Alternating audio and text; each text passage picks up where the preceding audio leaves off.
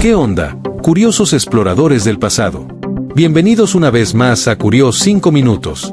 Hoy vamos a viajar en el tiempo a esos momentos de la historia humana que siguen siendo un enorme signo de interrogación. Hablamos de misterios tan profundos que, a pesar de toda nuestra tecnología y nuestra investigación, nadie ha podido resolver. Son como los grandes casos fríos de la humanidad, esos expedientes que siguen abiertos, recordándonos que el pasado guarda secretos que se resisten a ser descubiertos. Preparen sus lupas imaginarias porque vamos a intentar desvelar enigmas que desafían el tiempo y nuestra comprensión de la historia. Esto es Misterios Históricos sin resolver. La historia no es solo una línea recta de eventos que entendemos perfectamente. Está llena de giros inesperados, de desapariciones extrañas, de objetos que parecen imposibles o de sucesos que simplemente no cuadran con lo que creemos saber. Son esos agujeros negros en el tiempo que nos fascinan, nos hacen imaginar, nos obligan a ser detectives intentando unir las pocas pistas que quedan. Estos misterios nos demuestran que la verdad a veces es más extraña y elusiva de lo que parece en los libros de texto. Comencemos con uno de los misterios más antiguos y desconcertantes de América, la colonia perdida de Roanoke. Imagina esto. A finales del siglo XVI, en 1587 para ser exactos, los ingleses intentaron establecer la primera colonia permanente en lo que hoy es Carolina del Norte, en una isla llamada Roanoke. Llegaron más de 100 personas, hombres, mujeres, niños, con la esperanza de construir una nueva vida, un puesto de avanzada para Inglaterra en el Nuevo Mundo. El gobernador John White, el líder de la expedición, se fue de vuelta a Inglaterra para traer más suministros, algo vital para su supervivencia en un territorio desconocido. Acordaron algo importante antes de que se fuera. Si por alguna razón la colonia se veía obligada a mudarse de lugar, dejarían un mensaje tallado en madera diciendo a dónde habían ido.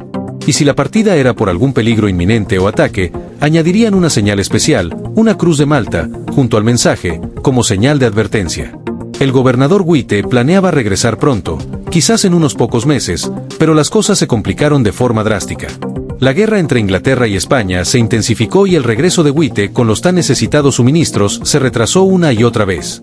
No fueron meses de retraso, sino 3 largos años. Un tiempo eternamente largo para una colonia con recursos limitados y dependiendo de refuerzos. Cuando finalmente pudo volver a Roanoke en 1590, después de esa espera desesperante, encontró el asentamiento completamente abandonado. Las casas desmanteladas, el lugar vacío, cubierto por la vegetación, como si llevara tiempo deshabitado. No había señales de lucha violenta, no había cuerpos, no había indicio de un ataque repentino o un desastre inmediato. Era como si todos simplemente se hubieran ido de forma organizada, no huyendo de un peligro inminente, sino tomando una decisión planificada. La única pista que encontró en medio del asentamiento desierto fueron 2 palabras talladas en la madera. En la empalizada del fuerte abandonado, había tallada claramente la palabra Croatoan.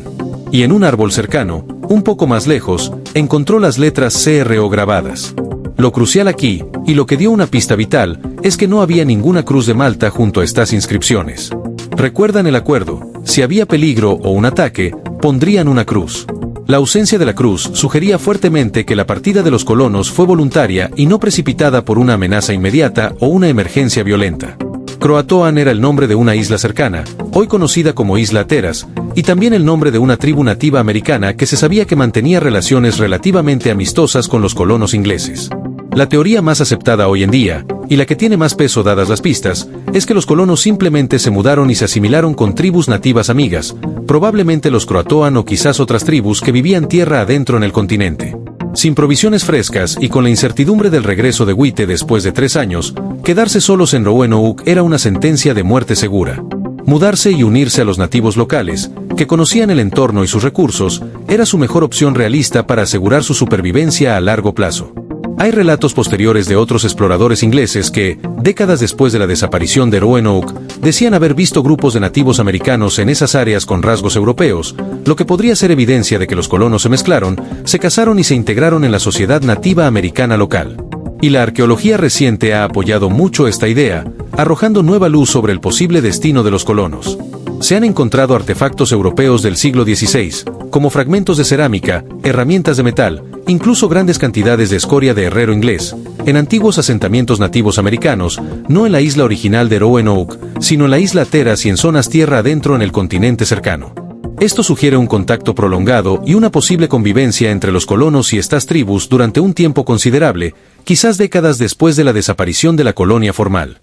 Un análisis detallado de un mapa antiguo de la época, el mapa de Virginia Pars realizado por John Witte, reveló una marca oculta bajo parches de papel posteriores que podría indicar la posible ubicación de un fuerte interior, lo que sugiere que los colonos pudieron haber planeado o incluso construido un asentamiento fortificado lejos de la costa antes de la llegada de Witte.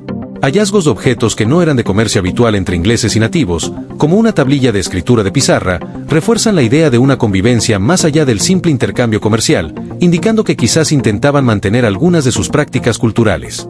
Investigaciones aún más recientes, entre 2023 y 2025, analizando esas inscripciones y mapas antiguos con nuevas técnicas, han ofrecido nuevas perspectivas. La revisión de mapas históricos sugiere que la tribu Croatan, que se había hecho amiga de los colonos, quizás no residía principalmente en la isla de Ateras como se creía antes, sino más al noroeste, en la zona continental cercana a la actual Mazoes. Esta interpretación implica que si algunos colonos decidieron unirse a los croatan, su viaje pudo haber sido relativamente corto, cruzando un estrecho en lugar de aventurarse hasta la isla Ateras, que es más lejana. La inscripción CRO encontrada en el árbol pudo haber sido simplemente un mensaje abreviado preestablecido entre los colonos para indicarle rápidamente a Witte su destino planeado. La ausencia de la señal de peligro acordada, la Cruz de Malta, en ambas inscripciones, sigue siendo la pista más fuerte de que los colonos no se marcharon bajo una amenaza inmediata, como un ataque de nativos hostiles o españoles, sino que fue una decisión de supervivencia. Aunque la teoría de la asimilación es la más respaldada por la evidencia actual, la más lógica dadas las circunstancias, se han propuesto otras explicaciones para la desaparición completa de la colonia. Algunas teorías sugieren que los colonos intentaron desesperadamente regresar a Inglaterra utilizando barcos más pequeños que pudieron haber construido, pero que se perdieron en el mar por tormentas o fueron atacados y hundidos por barcos españoles que sabían de la presencia inglesa en la zona. Otras teorías plantean que los colonos simplemente perecieron en la isla de Roanoke a causa de enfermedades, la inanición o una tormenta catastrófica que arrasó el asentamiento. Sin embargo, la ausencia total de cuerpos o signos de entierros masivos en el sitio de Roanoke hace que estas teorías de desastre o intento de regreso sean menos probables que una partida planificada, aunque fuera por necesidad. El proyecto ADN de la colonia perdida es un esfuerzo moderno por resolver este misterio de siglos de antigüedad. Este proyecto busca establecer un vínculo genético entre los colonos desaparecidos y los posibles descendientes que viven hoy en día, incluyendo a miembros de la tribu Lumbee de Carolina del Norte, quienes tienen una tradición oral de descender tanto de los colonos de Roanoke como de los nativos croatoan. A pesar de los avances en el análisis de ADN antiguo, el gran desafío radica en obtener material genético de los colonos originales o de sus descendientes directos después de más de 400 años. Hasta la fecha, no se han encontrado restos humanos inequívocamente identificados de los colonos de Roanoke para poder comparar su ADN. Así, la colonia perdida de Roanoke, un capítulo temprano de la historia americana, sigue siendo un misterio persistente, un recordatorio fascinante de que a veces las comunidades enteras simplemente se esfuman de los registros históricos. Ahora cambiemos de misterio histórico a algo completamente diferente, un objeto que ha desconcertado a las mentes más brillantes del mundo, un libro que nadie puede leer, el manuscrito Voynich. Imagina encontrar un libro muy viejo, escrito completamente a mano en páginas de pergamino, con dibujos extraños de plantas que no reconoces, diagramas astronómicos y cosmológicos que no tienen sentido aparente, y dibujos de mujeres pequeñas bañándose en piscinas interconectadas. Todo escrito en un idioma o código misterioso que nadie en el mundo ha podido descifrar en más de 600 años. Es como si alguien hubiera escrito un libro completo y luego tirado la llave para entenderlo. Este misterioso manuscrito apareció en la atención pública en 1912, cuando un librero polaco llamado Wilfrid Voynich lo compró en una colección en Italia. Inmediatamente se dio cuenta de que era algo único y enigmático. Los estudios posteriores han confirmado su antigüedad. El pergamino en el que está escrito ha sido datado por carbono entre 1404 y 1438, lo que significa que el libro tiene más de 6 siglos de antigüedad, es un auténtico misterio medieval. La tinta usada para escribir el texto y dibujar las ilustraciones también es de esa época, lo que confirma que el libro es tan antiguo como parece, no una falsificación posterior. Desde que Wilfrid Voynich lo dio a conocer, innumerables criptógrafos, expertos en descifrar códigos, lingüistas, historiadores e incluso miles de aficionados de todo el mundo han intentado leerlo y entenderlo.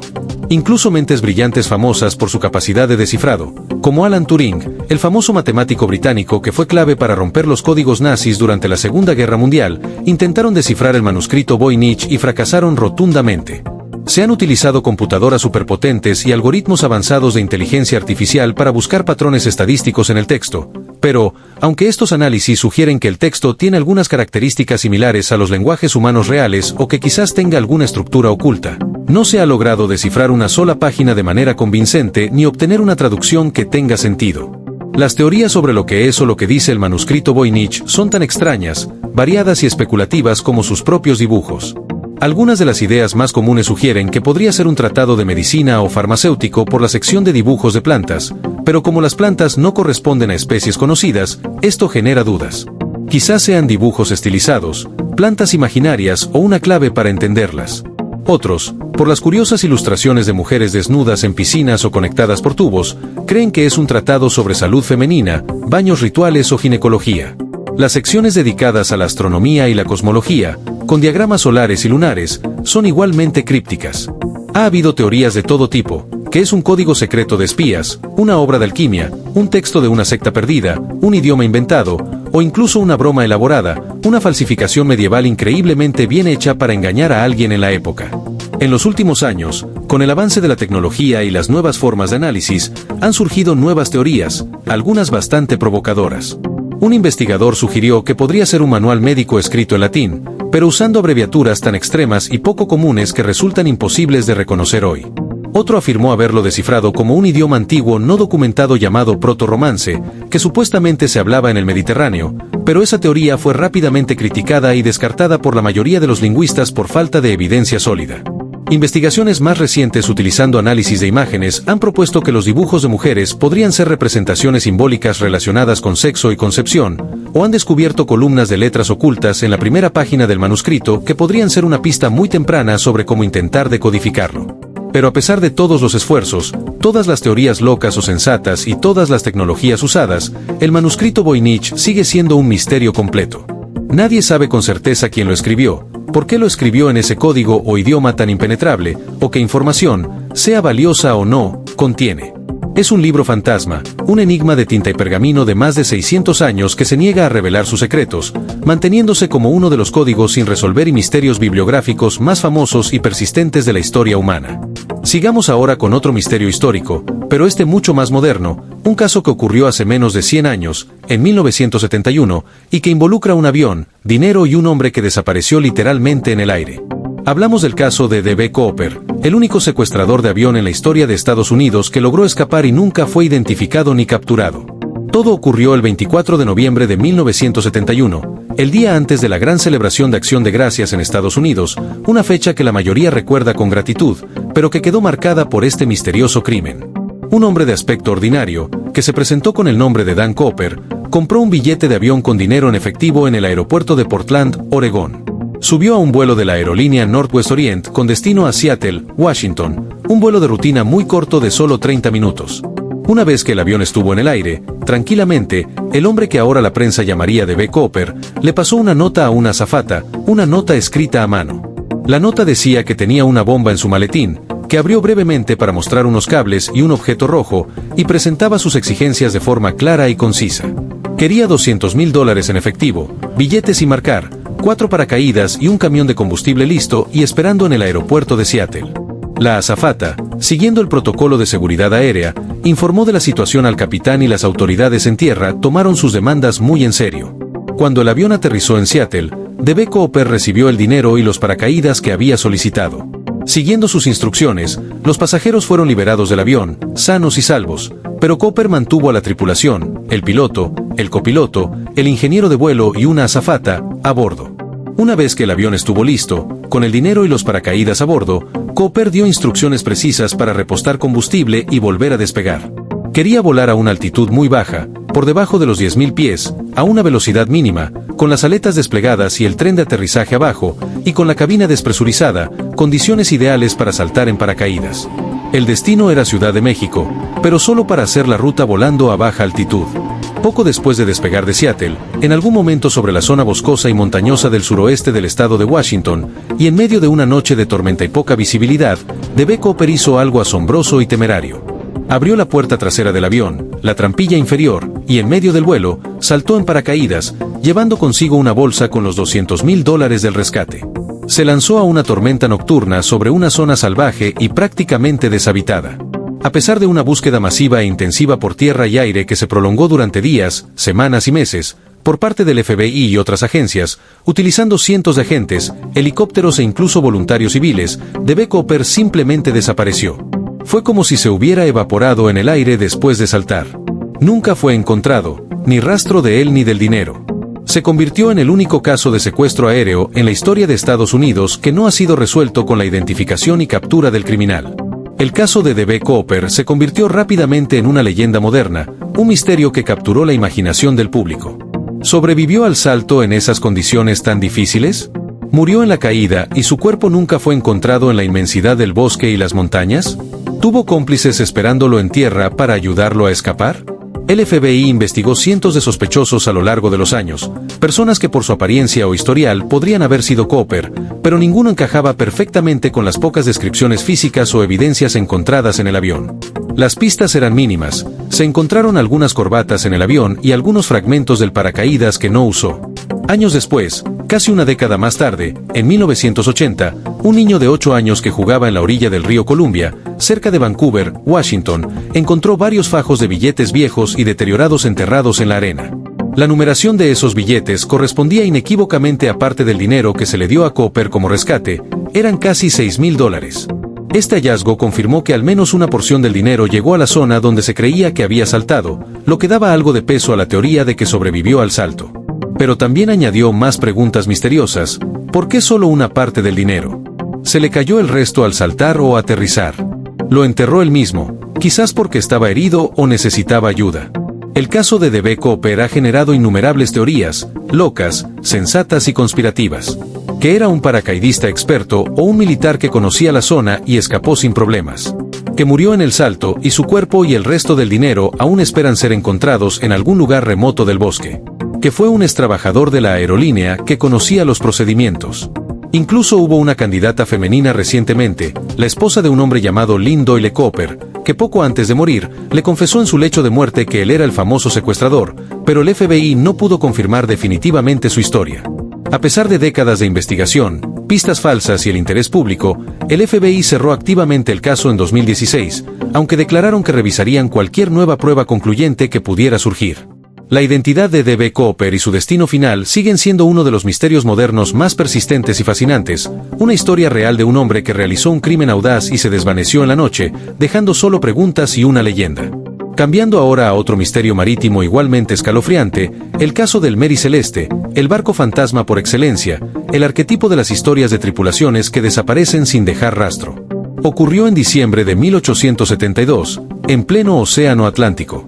El bergantín mercante Mary Celeste había partido de la ciudad de Nueva York en noviembre de ese año, con destino a Génova, Italia, transportando una carga de 1.701 barriles de alcohol desnaturalizado, un cargamento valioso pero que también podía desprender vapores.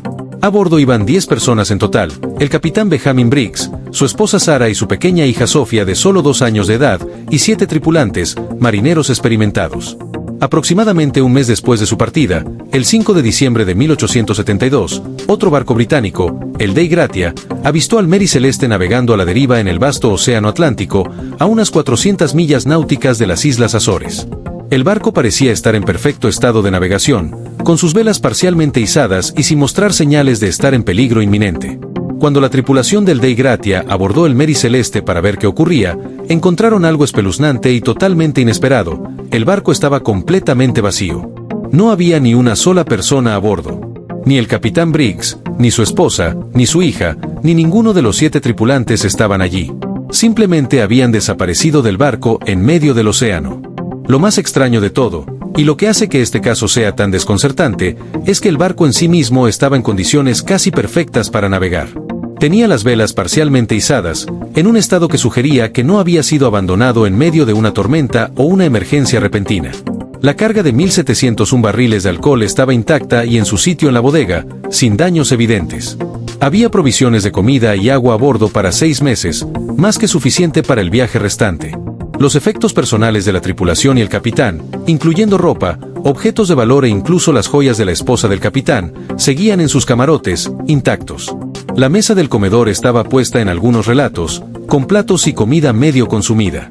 No había señales de lucha ni de violencia a bordo, no había daños en el casco del barco ni en el aparejo que explicaran un abandono forzado o apresurado. Todo parecía indicar que la tripulación y los pasajeros se habían ido del barco de forma voluntaria, aunque por alguna razón desconocida. Sin embargo, faltaban algunas cosas clave que daban pistas sobre su partida. El bote salvavidas del barco no estaba en su lugar en la cubierta, parecía que lo habían bajado y utilizado para abandonar el barco. Faltaban instrumentos esenciales para la navegación, el sextante del capitán y el cronómetro, lo que sugiere que quien se fue en el bote planeaba usarlos para dirigirse a alguna parte. Y quizás lo más escalofriante, la última entrada en el diario de a bordo del capitán era de 10 días antes de que el Dei Gratia encontrara el barco a la deriva. Esa última entrada no mencionaba ningún problema, peligro o incidente notable a bordo. 10 días sin entradas en el diario y la tripulación desaparecida en medio del océano.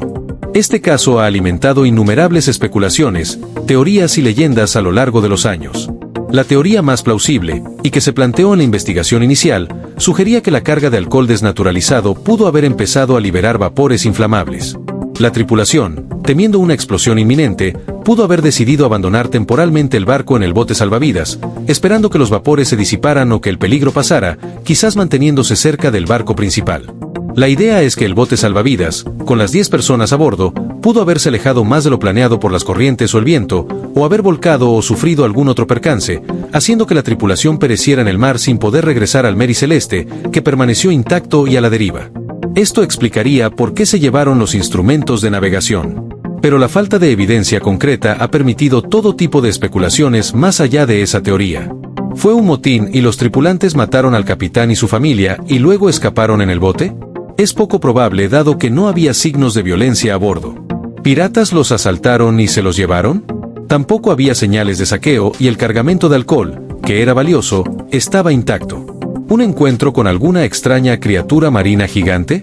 ¿Un fenómeno meteorológico inusual que no causó daños al barco, pero sí a la tripulación? ¿Un evento sobrenatural o paranormal? La falta de respuestas sólidas ha mantenido viva la leyenda. El Mary Celeste sigue siendo el arquetipo del barco fantasma, un misterio marítimo escalofriante de un barco perfectamente navegable, bien aprovisionado, pero sin una sola persona a bordo, dejando solo el silencio y las preguntas sin respuesta en medio del vasto océano. Estos son solo algunos ejemplos de los muchos misterios históricos sin resolver que existen. Desde comunidades enteras que se esfuman, hasta libros indescifrables, hombres que saltan de aviones y barcos que pierden a toda su tripulación sin explicación. Son casos que, a pesar de la investigación moderna, las tecnologías forenses y el análisis histórico persistente, siguen guardando sus secretos, recordándonos que nuestro pasado está lleno de lagunas, de preguntas sin respuesta y de enigmas que quizás nunca lleguemos a comprender por completo. La historia nos demuestra que lo desconocido no siempre está en el futuro, a veces está justo detrás de nosotros, esperando a ser desenterrado o simplemente negándose a revelar su verdad.